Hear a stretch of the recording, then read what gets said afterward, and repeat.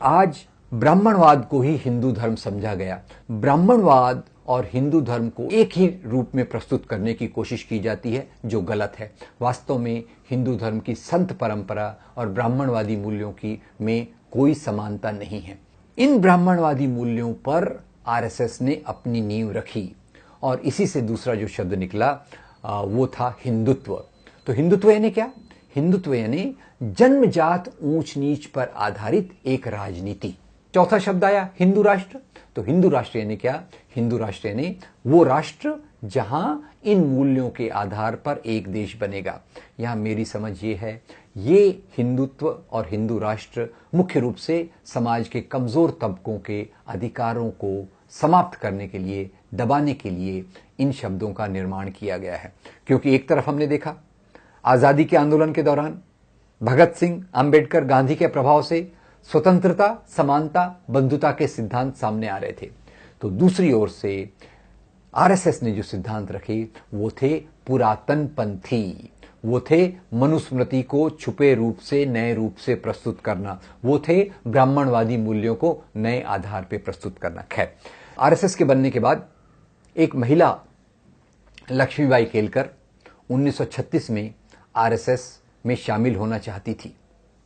जब वो आरएसएस में शामिल होना चाहती थी तो उन्हें इस बात की अनुमति नहीं दी गई। इसके बदले उन्हें कहा गया कि आप आरएसएस में तो नहीं आ सकते, आप एक दूसरा संगठन बनाइए, उसका नाम होगा राष्ट्र सेविका समिति। तो आप इन दोनों में फर्क देखिए, राष्ट्रीय स्वयं सेवक संघ और राष्ट्र सेविका समिति। तो पुरुष खुद राष्ट्र है और स्त्री उसकी सेविका है। राष्ट्र सेविका समिति शब्द में स्वयं शब्द नहीं है, क्योंकि पितृसत्तात्मक व्यवस्था में मानने वाली सभी विचारधाराएं, वो क्रिश्चियन फंडामेंटलिज्म हो, वो फाशिज्म हो, वो नाजिज्म हो, इस्लामिक फंडामेंटलिज्म हो या हिंदुत्व हो, ये सब स्त्री को दुय्यम दर्जे का स्थान देते हैं। तो दूसरी तरफ आरएसएस जिस बात को महत्व देता है वो है एकात्म मानववाद। अब सुनने में तो लगेगा एकात्म मानववाद शायद कोई अच्छी विचारधारा हो, पर इसमें कुछ अच्छा नहीं है। एकात्म मानववाद ऐसा बताता है कि जैसे किसी एक प्राणी के अंदर अलग अलग अंगों का संतुलन है, वैसे समाज में भी अलग अलग प्रकार के लोगों के बीच में एक संतुलन है। शरीर के अंगों में अगर संतुलन बिगड़ जाए तो शरीर अस्वस्थ हो जाएगा, वैसे ही समाज के अलग अलग लोगों के बीच में जो अभी के समीकरण हैं वो बदलेंगे तो समाज का स्वास्थ्य भी खराब हो जाएगा। कहने का तात्पर्य ये कि यहाँ की जो वर्ण व्यवस्था है, अगर उसको बदला गया तो हिंदू समाज में अव्यवस्था आ जाएगी।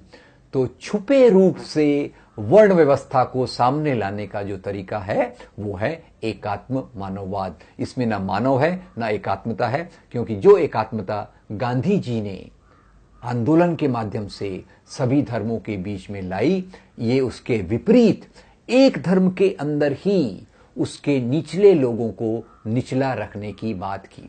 अब आरएसएस ने बनने के बाद कभी भी अंग्रेजों की सत्ता के खिलाफ कोई आवाज नहीं उठाई। आरएसएस ने अपने बनने के बाद उस समय जो सामाजिक आंदोलन चल रहे थे, समता के आंदोलन, दलितों की बराबरी का आंदोलन, स्त्रियों की बराबरी का आंदोलन, उसमें किसी प्रकार का कोई सहयोग नहीं दिया। और ये आरएसएस की विचारधारा उन स्वयंसेवकों में कूट कूट कर भर दी गई जो आज अलग अलग तरीके से अलग अलग संगठनों में रहकर हिंदू राष्ट्र के निर्माण के लिए भारत के धर्मनिरपेक्ष मूल्यों को समाप्त करने की कोशिश कर रहे हैं। आजादी के बाद जब नया संविधान बनने लग गया तो उस समय आरएसएस के लोगों ने कहा, अरे नए संविधान की क्या जरूरत है, भारत के पास तो पहले से ही एक अच्छा संविधान है। और वो संविधान कौन सा? वो मनुस्मृति। अब ख्याल कीजिए, ये वो मनुस्मृति है जिसको डॉक्टर भीमराव बाबा साहब अंबेडकर ने जलाया, क्योंकि उन्होंने कहा मनुस्मृति में शूद्र और महिलाओं की गुलामी के कानून दिए हैं, ये मुझे मंजूर नहीं है, इसलिए मैं इसको जलाता हूं। और वही अंबेडकर बाद में चलकर भारतीय संविधान की ड्राफ्टिंग कमेटी की अध्यक्षता करते हैं। और वो भारतीय संविधान जो भारतीय आजादी के आंदोलन का प्रतिनिधित्व करता है, भारतीय आजादी के आंदोलन के मूल्यों का प्रतिनिधित्व करता है, वो इस आधार पर शुरू होता है कि हम सब इस मूल्य में मानते हैं जो हमको बराबरी देते हैं, जो हमको स्वतंत्रता, समानता, बंधुता तीनों प्रकार के मूल्य देते हैं। तो आज जो भी हमें सांप्रदायिकता के नाम पर दिख रहा है, ऊपर से लगेगा ये हिंदू मुसलमान, हिंदू क्रिश्चियन की लड़ाई है, पर वास्तव में ये जो संघर्ष है, ये संघर्ष एक ओर से धर्मनिरपेक्ष लोकतांत्रिक मूल्यों का और दूसरी ओर से वो मूल्य जो जन्मजात ऊंच नीच को बचाना चाहते हैं। ये बात निश्चित है कि आज सांप्रदायिक राजनीति के कारण सबसे बड़ा जो नुकसान हो रहा है वो समाज के गरीब तबकों का, समाज के दलितों का, समाज की महिलाओं का, समाज के आदिवासियों का, समाज के मजदूरों का हो रहा है। इस बात से हम इनकार नहीं कर सकते कि भारत ने 1950 से 80 के बीच में एक सफर तय किया जिसमें आज़ादी के आंदोलन के मूल्य और मजबूत करने की कोशिश की गई। 1980 के बाद से, जब से राम मंदिर का आंदोलन और आरएसएस को मजबूत बनाने की प्रक्रिया की गई, तब से यहाँ के कमजोर तबकों के अधिकारों में एक प्रकार का हनन होता दिखाई दे रहा है। आप देखें 1948 में जब महात्मा गांधी की हत्या की गई, उस समय आरएसएस पर बैन लाया गया क्योंकि नाथूराम गोडसे पहले आरएसएस के स्वयंसेवक थे और उनके भाई गोपाल गोडसे ने लगातार इंटरव्यू में कहा कि हम आरएसएस के सदस्य थे। इस आधार पर आरएसएस पर बंदी लाई गई और सरदार पटेल ने भी बंदी लाते समय कहा कि आरएसएस के दुष्प्रचार के कारण ही महात्मा गांधी की हत्या हुई, इसलिए आरएसएस पर बंदी लाना जरूरी है। अब वो बंदी तो खैर बाद में उठ गई क्योंकि हर एक कानून पूरा ठीक से चलता है, नहीं चलता, पर इसके बाद से आरएसएस ने बाकी संगठनों को जन्म देना शुरू किया और उसमें पहला संगठन था भारतीय जनसंघ। इन्होंने अमेरिका की नीतियों के चलते उन्होंने सरकार को पत्र लिखा कि कम्युनिस्ट जो हैं, जो मजदूर आंदोलन का नेतृत्व कर रहे हैं, वो देश के लिए खतरा है। अगर आप हमें जेल से छोड़ देते हैं तो कम्युनिस्टों को खत्म करने के लिए हम आपकी पूरी मदद करेंगे। याद रखिए, इसी समय अमेरिका में मैकार्थिज्म चल रहा था जो कम्युनिस्टों को खत्म कर रहा था। तो यहां उनकी पॉलिसी मिली।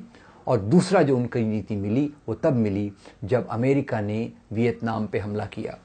जब अमेरिका ने वियतनाम पे हमला किया, पूरी दुनिया के लोगों ने अमेरिका की निंदा की आरएसएस को छोड़कर। आरएसएस ने अमेरिका की तारीफ की, अमेरिका को बधाई की और लिखा कि आप जो ये वियतनाम पर हमला कर रहे हैं, ये एक बहुत बड़े धर्म का काम कर रहे हैं, आप दुनिया में धर्म की शक्तियों का नेतृत्व कर रहे हैं, आपको बधाई हो।